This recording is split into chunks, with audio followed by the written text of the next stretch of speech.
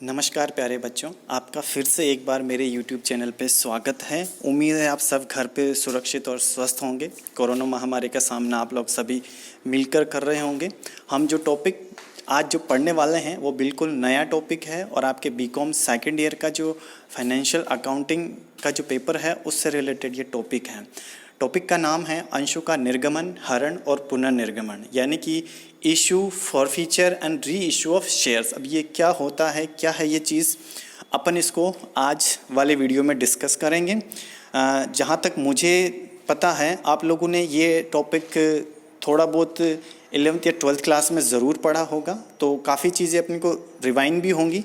तो देखिए, इस चैप्टर को शुरू करने से पहले इसका जो इंडेक्स है इससे अपन देख लेते हैं कि आखिर में इस चैप्टर में अपन क्या क्या पढ़ने वाले हैं और इस चैप्टर को पढ़ने के बाद अपन क्या क्या चीज़ें सीख जाएंगे। तो let us start the topic learning outcomes. सीखने के परिणाम क्या होंगे, इस चैप्टर को देखते हैं। इस यूनिट के अध्ययन के बाद, यानी कि इस लेसन को पढ़ने के बाद अपन क्या चीज़ें सीख पाएंगे। सबसे पहले तो जो चीज़ आप सीखोगे वो है अंशों तथा अंश पूंजी के विभिन्न प्रकार। ठीक है, एक कंपनी के अंश क्या होते हैं, पूंजी कितने प्रकार की होते हैं, ये चीज़ें अपन इस चैप्टर में जानेंगे। लेखांकन ट्रीटमेंट सीखेंगे अपन। अंशों को विभिन्न परिस्थितियों में जारी किया जाता है। अंश को कितने तरह से उनका निर्गमन किया जाता है, वैसे निर्गमन होता क्या है, सम मूल्य पर, बट्टे पर तथा अधिमूल्य पर ये क्या चीज़ें होती है, ये चीज़ें अपन डिस्कस करेंगे। वैसे तो ये चीज़ें आपने काफ़ी मैटर तो आपने इसका 12th में पढ़ा होगा। अंशों की अल्प प्रार्थना तथा अभिप्रार्थना, ये काफ़ी जटिल वर्ड हैं पर बहुत इजी है, समझेंगे अपने को इनको क्या होता है। ये इनका ओवर सब्सक्रिप्शन, अंडर सब्सक्रिप्शन, इसका मीनिंग ये होता है, क्या इनमें डिफरेंस होता है ये अपन इसमें देखेंगे। अग्रिम याचना क्या होती है, बकाया याचना की विचारधारा और उनका लेखांकन ट्रीटमेंट किस तरह से करेंगे। विभिन्न शर्तों के साथ जारी अंशों का हरण किस तरह से होगा, ये भी अपन इस चैप्टर में देखेंगे। अंशों के पुनर्निर्गमन के लिए जर्नल एंट्रीज किस तरह से करेंगे और रोकड़ की अतिरिक्त प्रतिफल के लिए निर्गमित अंशों को किस तरह से उनका ट्रीटमेंट करेंगे, वो चीज़ अपन इस चैप्टर में देखेंगे। तो चलिए बढ़ते हैं आगे। सबसे पहले क्या है, देखिए, एक कंपनी जो धन जुटाती है, एक बिजनेस शुरू करने से पहले उसको पैसों की काफ़ी ज़रूरत होती है। तो ये जो प्रोसेस है, ये जो पूरा जो प्रोसेस है, इस प्रोसेस के ज़रिए वो कंपनी धन जुटाती है। सबसे पहले जो प्रोसेस है, समता के माध्यम से कोष जुटाने के लिए जो प्रोसेस है वो किस तरह से होगा, समता यानी कि इक्विटी अंश। अब इक्विटी अंश क्या होते हैं, आई थिंक आपको अच्छी तरह से पता होगा। कंपनी के वे अंश जिनके धारकों को कंपनी पर जिनका स्वामित्व होता है और जिनको पूर्वाधिकार अंशों के बाद लाभांश प्राप्त करने का अधिकार होता है, और कंपनी की स्वाम्य संपत्तियों के वास्तविक स्वामी जो होते हैं और जिनको वोटिंग राइट्स होता है, वो कंपनी के समतांश कहलाते हैं। तो कंपनी इन अंशों के ज़रिए जो धन जुटाती है वो समतांश पूंजी कहलाती है। तो सबसे पहले जो स्टेप होगा, कंपनी जो पैसा जुटाएगी तो जनता से अंशों के लिए आवेदन आमंत्रित करने के लिए प्रविवरण का निर्गमन करती है। अब प्रविवरण क्या होता है ये भी आपको अच्छे से पता होगा, थोड़ा मैं बता देता हूँ। पर प्रविवरण एक कंपनी का प्रोफाइल होता है, मतलब कि कंपनी इनविटेशन देती है इन्वेस्टर्स को कि वो आए और अपनी विशेषताओं का डिस्क्रिप्शन उस एक प्रोस्पेक्टस में एक विवरण स्टेटमेंट जारी करती है, जिसमें कंपनी के हिस्ट्री, कंपनी का वर्तमान स्ट्रक्चर क्या है, कंपनी की प्रॉफिट अर्निंग कैपेसिटी क्या है, फ्यूचर प्रोजेक्ट्स क्या हैं, इन सब के बारे में एक तरह से इनविटेशन, आमंत्रण होता है। जिस तरह से आप लोग शादी का कार्ड देते हो लोगों को शादी में आने के लिए, वैसे ही एक कंपनी पैसा जुटाने के लिए लोगों को इनविटेशन देती है कि आप आइए और हमारी कंपनी में पैसा लगाइए। हमारी कंपनी की ये विशेषताएं हैं, ये इसके मैनेजमेंट में क्वालिटी है, इसकी प्रॉफिट अर्निंग कैपेसिटी इस तरह से है और कंपनी के फ्यूचर प्रोजेक्ट्स इस तरह से है। तो एक तरह से इनविटेशन दिया जाता है। दूसरा जो है पूर्ण अभियाचना, सभी निर्गमित अंशों के लिए आवेदन प्राप्त हुए। अब देखिए, आपने इनविटेशन दिया है, अब लोग आवेदन करेंगे आपकी कंपनी के शेयर खरीदने के लिए। तो हो सकता है जितने आपने इनविटेशन दिए हैं, फॉर एग्जांपल 100 इनविटेशन आपने दिए हैं, तो हो सकता है सभी 100 के लिए आवेदन कर लिया जाए लोगों द्वारा, जनता द्वारा। दूसरी सिचुएशन ये हो सकती है कि 100 आपने इनविटेशन जारी किए हैं, हो सकता है 90 या 80 के लिए ही आवेदन आए। तो ये दोनों सिचुएशन को जो नाम दिया गया है, एक तो होता है उसको ओवर सब्सक्रिप्शन, ठीक है। अब हो सकता है, देखो 3 सिचुएशन होंगी आपकी। जैसे मान लीजिए आपने 100 शेयर्स के लिए इनविटेशन दिया है कि लोग आएँ और 100 शेयर के लिए बोली लगाएं या उनको ख़रीदें या उनके लिए एप्लीकेशन लगाएं।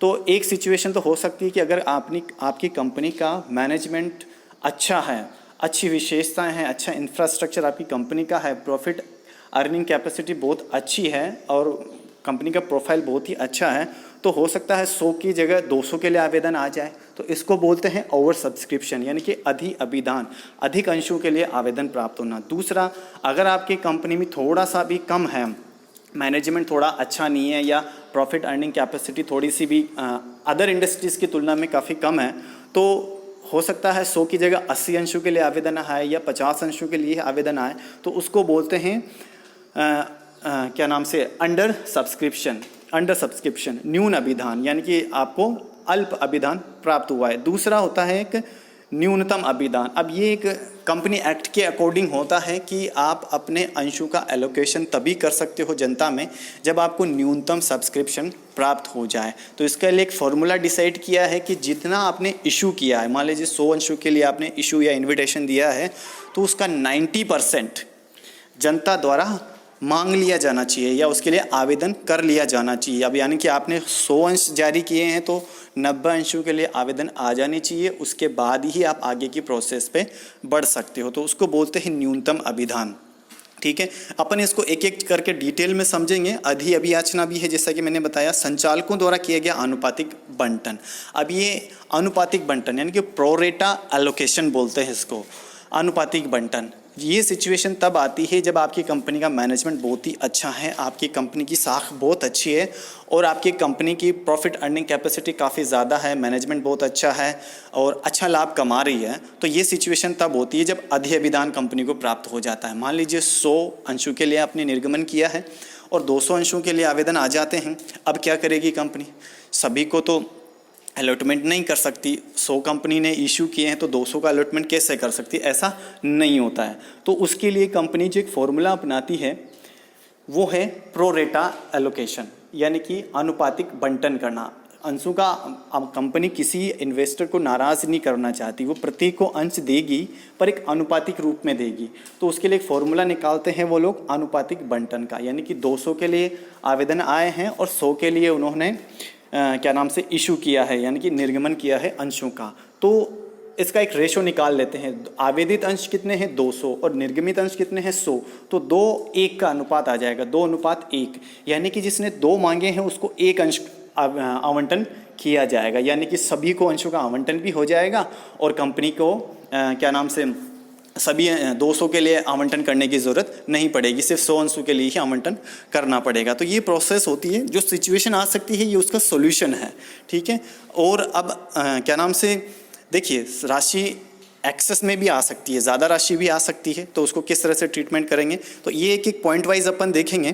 देखिए क्या नाम से, और इनके लिए जो अकाउंट्स खोले जाएंगे, जो शेयरों का निर्गमन होगा, इनको ये डायग्राम से अपन इसको समझ रहे हैं, काफ़ी चीज़ें डिटेल में हैं, इनको जैसे जैसे हेडिंग आएंगे अपन उनको समझेंगे। ठीक है, तो रोकड़ के लिए अंशों का निर्गमन होता है और एक रोकड़ के अतिरिक्त भी निर्गमन होता है। इन दोनों को अपन समझेंगे। सिर्फ कैश के लिए आपको रोकड़ में राशि चाहिए, उसके लिए आप अंशों का निर्गमन कर सकते हो, और रोकड़ के अलावा जैसे मान लीजिए माल के बदले भी आप अंशों का निर्गमन कर सकते हो। सॉरी, माल के बदले तो नहीं कर सकते, पर कोई प्लांट या मशीनरी खड़े करने के लिए, स्थायी संपत्ति खड़े करने के लिए आप अंशों का निर्गमन कर सकते हो। ठीक है, और ये किस तरह से होगा? अंकित मूल्य पर अंशों का निर्गमन क्या होता है, प्रीमियम पर अंशों का निर्गमन क्या होता है, और डिस्काउंट पर अंशों का निर्गमन क्या होता है, शेयर कैपिटल अकाउंट क्या होता है, सिक्योरिटीज प्रीमियम अकाउंट क्या होता है, किसको डेबिट किया जाता है, किसको क्रेडिट किया जाता है, और डेबिट और क्रेडिट कोई अकाउंट होता है तो इसका कंसेप्ट आप लोगों को अच्छी तरह से पता होगा, ऐसी मुझे उम्मीद है, क्योंकि ये सारी चीज़ें आपने 11th और 12th में ज़रूर पढ़ी होंगी।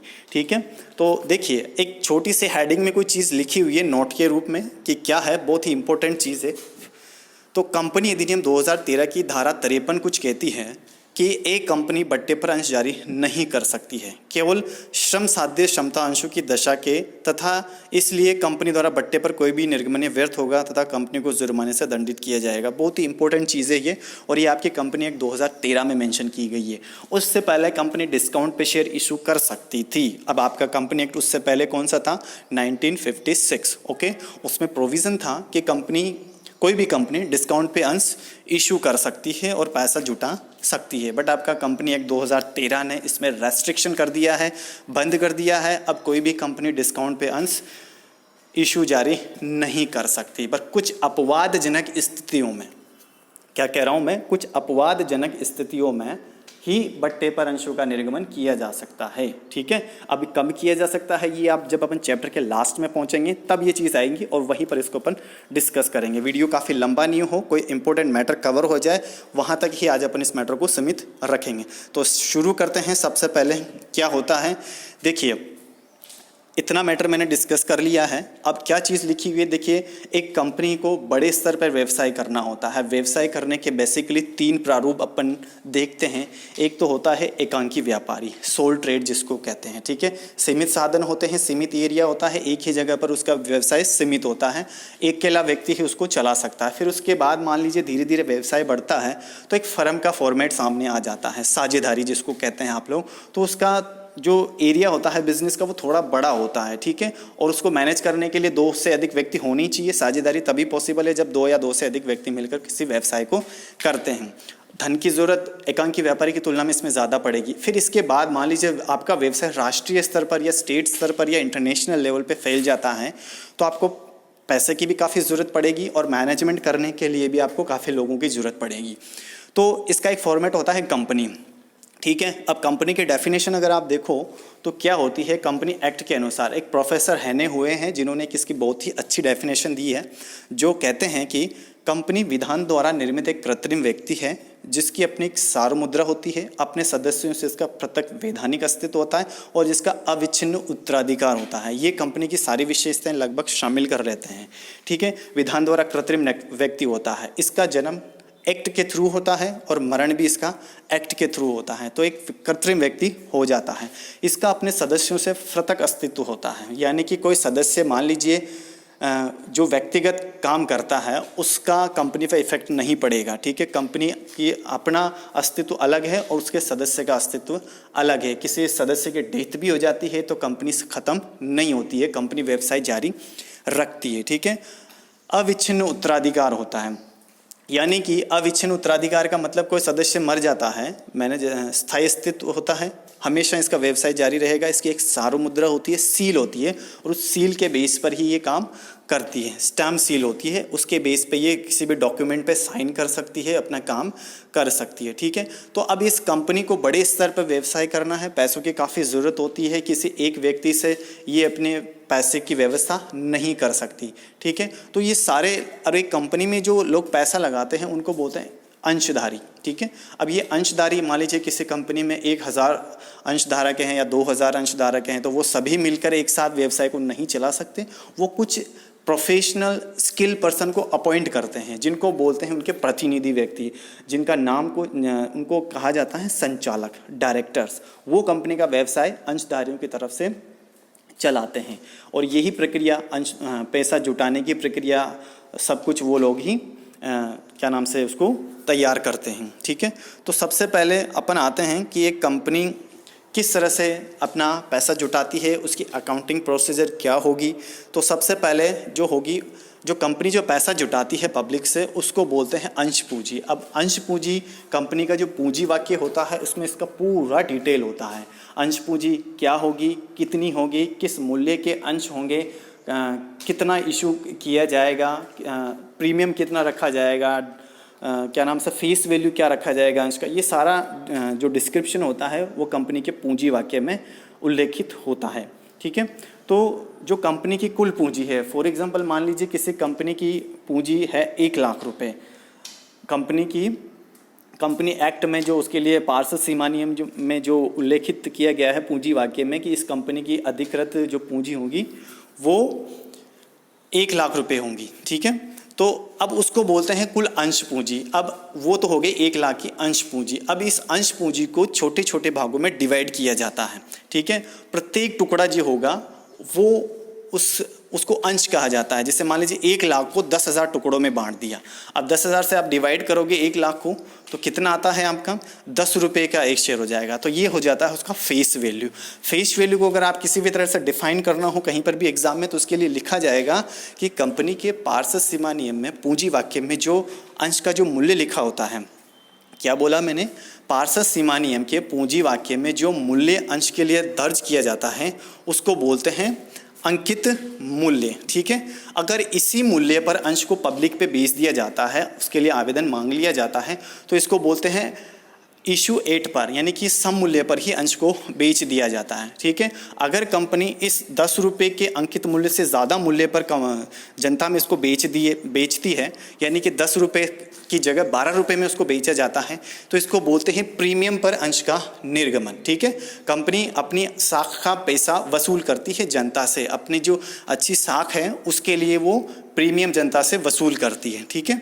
तो ये चीज़ क्लियर हो चुकी होगी अंश पूंजी किसे कहते हैं। अंश पूंजी के प्रकार होते हैं, एक एक को चीज़ को अपन छोटा छोटा डिस्कस करते हैं। ये चीज़ें आपने काफ़ी चीज़ें तो पहले भी पढ़ी होंगी, ठीक है। वीडियो को काफ़ी लंबा नहीं करेंगे अपन, जहाँ तक ये आज इस वीडियो में अपन शेयर कैपिटल के प्रकार डिस्कस कर लेंगे, ठीक है, कोशिश करूंगा मैं। सबसे पहले आपकी आती है अधिकृत अंश पूंजी, ठीक है। कंपनी के पार्षद सीमा नियम के पूंजी वाक्य में जो कंपनी को उसके जीवन काल में पूंजी निर्गमित करने का अधिकार दिया जाता है वो उसकी अधिकृत पूंजी कहलाती है, ठीक है। पार्षद सीमा पत्र या पार्षद सीमा नियम के पूंजी वाक्य में ये पूंजी उल्लेखित होती है। मान लीजिए 1 लाख का उसमें उल्लेख है, 10 लाख का है या 1 करोड़ का है तो उसकी अधिकृत पूंजी होगी। कंपनी अपने जीवन काल में इस पूंजी से अधिक पूंजी का निर्गमन नहीं कर सकती है, ठीक है। वो इस लिमिट के भीतर ही अंशों को निर्गमित करेगी। दूसरा निर्गमित अंश पूंजी होती है इशूड कैपिटल, ठीक है।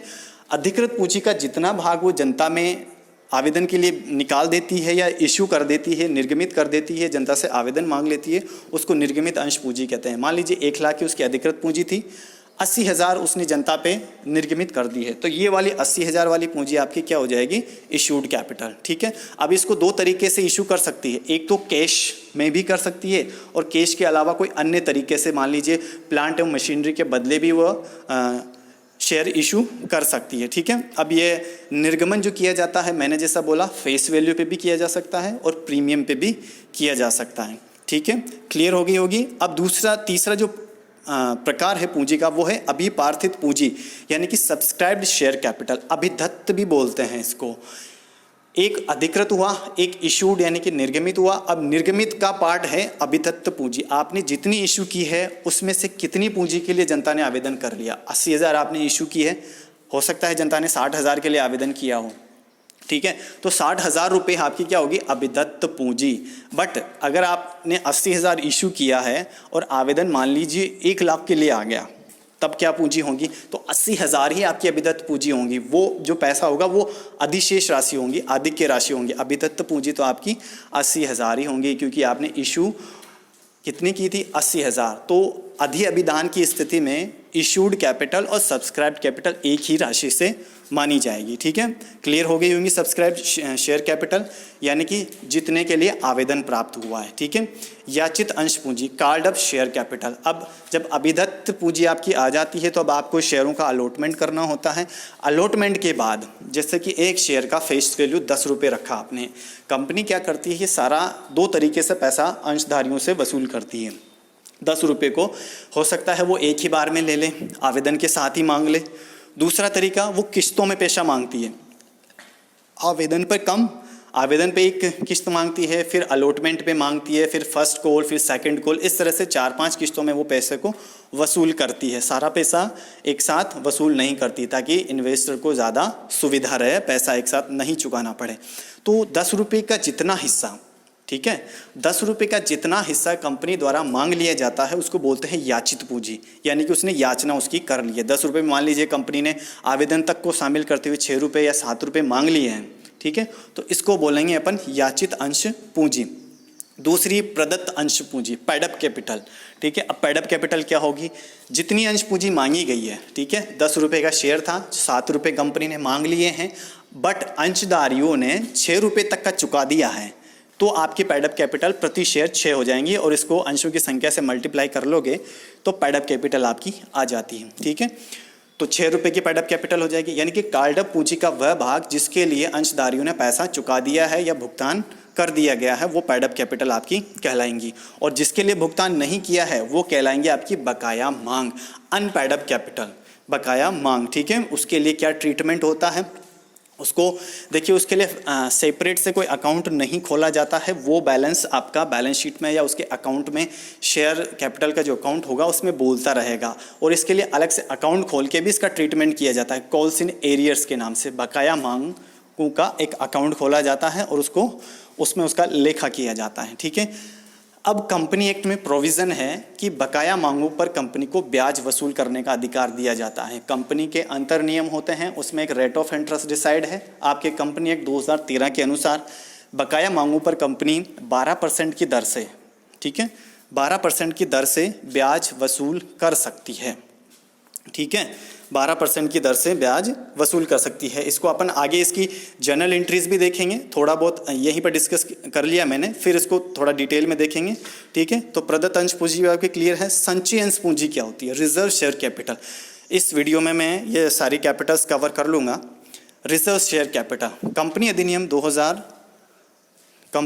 2013 की धारा 65 के अनुसार एक असीमित कंपनी एक सीमित कंपनी में परिवर्तित होने पर एक विशेष प्रस्ताव पारित करके निश्चय कर सकती है कि उसकी अभिप्रार्थित अयाचित पूंजी का एक निश्चित भाग मांगा नहीं जाएगा कंपनी के समापन की स्थिति को छोड़कर। इसका मतलब ये होता है कि रिजर्व कैपिटल का मतलब होता है कंपनी अपनी अंश पूंजी का एक भाग समापन के लिए रिजर्व रख लेती है, सारा पैसा अंशधारियों से नहीं मांगा जाता है। मान लीजिए 10 रुपये का फेस वैल्यू का शेयर है, तो कंपनी 8 रुपये तो अपने जीवन काल में मांग लेगी, पर 2 रुपये को रिजर्व रखेगी, और उस पैसे को वो तब मांगेगी अंशधारियों को जब कंपनी का समापन होगा या कंपनी का विघटन होने की स्थिति आ जाएगी, तब उसको 2 रुपये को उस स्थिति में मांगा जाएगा। तो ऐसे कैपिटल को क्या कहेंगे अपन, संचय पूंजी। तो आई थिंक ये पूंजी के प्रकार हैं, किस तरह की कंपनी की पूंजी होंगी।